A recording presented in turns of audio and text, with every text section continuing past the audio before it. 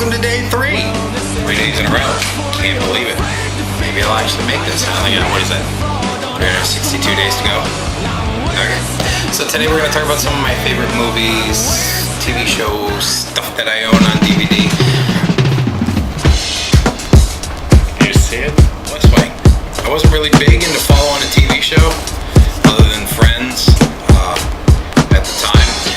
I started watching this because I didn't have cable and I was bored and I saw it and I was like, you know what, maybe I like this. For a while I was certain I was going to be in politics and be a lawyer, and this is an amazing show. Next on tap is one of everyone's favorites, Super Troopers. No, wait. Okay, Super Troopers.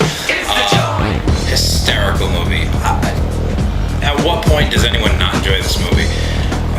As far as comedies go, this was probably the first 10 minutes of this flick were some of the funniest. Jay and Silent Bob Strikes Back, part of the Jersey trilogy by Kevin Smith. I can't say enough about Kevin Smith. I've been to Red Bank, New Jersey, gone to the store. I've been to where the Quick Stop is and leaned on the wall. And for those of you that don't care about, you know, Jersey and Kevin Smith and Jay and Silent Bob, I don't really know what to explain to you other than just say you should watch these. They're a trip. You do have to start in the beginning, start with Clerks and work your way forward, but they really are very funny films. A little bit of a stoner comedy, but I had a great time watching them. Dylan knows what I'm talking about. Quick Stop. You know what I'm saying, Dylan. You got it. Coffee and Ghostbusters 1 and 2. Combo pack. Emporium's Wonder Emporium. You know what? I don't care if you think I'm a dork for like kids movies. Okay? This is an awesome movie. It's for those of us that grew up watching Charlie and the Chocolate Factory, like the original one, Willy Wonka style. You know what I mean? This is a very good modern day answer for that. Fantastic story. It's sad. It's happy. It provokes your imagination. Great film. I love this one, and it went totally low on everybody's rating. The Cat in the Hat. Office Space. And from one of my favorite comedies to one of my favorite classics of all times. I'm sorry, those of you that read books, I'm not a big guy on books. I read enough of them in college, and I didn't like them then, and I don't like them now. One of my favorite films of all time, Gregory Peck, To Kill a Mockingbird. Just love this. I wanted to name my kids Atticus. Most definitely Almost Famous. The fact that this is based on a true story. This was actually one of the first times I ever really fell in love with Kate Hudson, and pretty much have been in love with her ever since. Fantastic film. I love the time of the 70s. I love the hanging out with rock stars. I love that Cameron Crowe did a movie kind of based on his own exploits, kind of making it all in one film.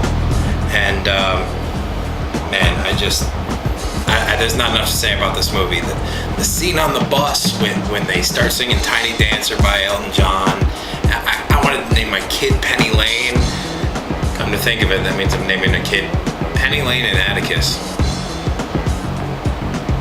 What was I on back then? Really? Really? Do I even need to say anything? What you know about this? What you know about Mystery Science Theater on not even. Seriously. Haven't even opened this one yet. Saving it for a special occasion like Christmas time. That's right, it's Black Christmas, unrated. Yes, it's the remake. Yes, I appreciate the original one better because you don't actually see the person and this one got ridiculous. But on the sheer gore rating factor, the remake was excellently done.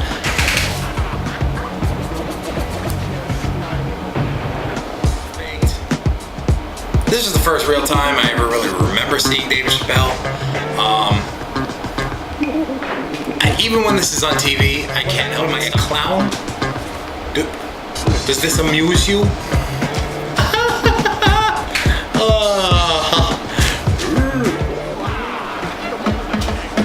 Good one. Love. This is like a horror movie for kids.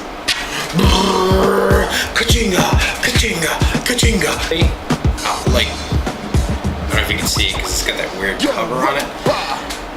The Polar Express movie will make you feel, you will believe in Santa Claus when it's over. You know, you have problems when you have the entire Nightmare on Elm Street box set.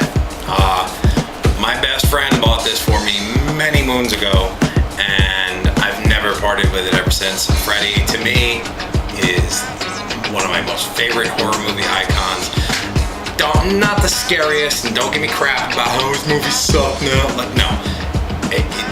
He's a horror movie monster classic. I absolutely love him. I love the everything from the shtick to the light comedy to the pun comedy to the, you know, horror of him killing you in your sleep. Great movie, great concept. Terrified me as a child. Love it to this day. This is one of the most messed up movies you'll ever see. One of my most favorite bands of all time, Pink Floyd. Of course, I'm gonna own The Wall. This is also one of the strangest movies you'll ever see. All the way down to strange animation to children running through meat grinders. Still have no idea. I'm going to die down here. David Bowie in a Muppet movie? What? I would rate this next movie higher than 10 because this movie actually goes to, this is one of the more messed up horror movies I've seen in the last few years. Twisted, dark. I know it's a remake of Record, the Spanish film, which it's pretty much shot for shot the same thing. It's just Americanized, but fantastic. I don't know if you could really call them zombies as much as infected, and that's a question for another day. Zombies are infected. What is really the difference? Because zombies are infected, but we don't know how, but infected is a virus. What's the difference? They're all zombies, right? So you can write that down there and tell me all about $5. 2 movies. My Bloody Valentine original, one of the worst movies ever. And April Fool's Day, one of the most entertaining movies of all time. If you haven't seen it, it's definitely a lot of fun. It's definitely late 70s, early 80s horror, which is kind of cheesy, but has a great twisted ending. And the next one we have... So that was just some of my favorite movies. There's so many more on the list, and I know they weren't all the best classic movies, but I hope you enjoyed this for today. Hope you enjoyed day 3. Come back for day 4. I love you all. Thank you for supporting me. I've been having a great time with you all on Twitter, and I'm sorry I don't have a Facebook. Facebook causes drama, and I really don't like day 4. Hopefully we'll have some fun. We'll do something. I bought this in an Irish store. I'm very Irish as far as Americans go. And I thought it was very funny. My wife is contriving it that maybe makes me come off as a little, you know, not that there's anything wrong with that. But she's like, you know, well, you're a married guy, you're not gay. And I'm well aware of that. But what do you think? Is this really meant to say that I'm homosexual, or is this meant to say, like, hey, it's funny because it's Irish, and I don't care, I'm gonna wear it anyways, regardless of what you guys say, but I like it. And now that I'm rubbing my boobs.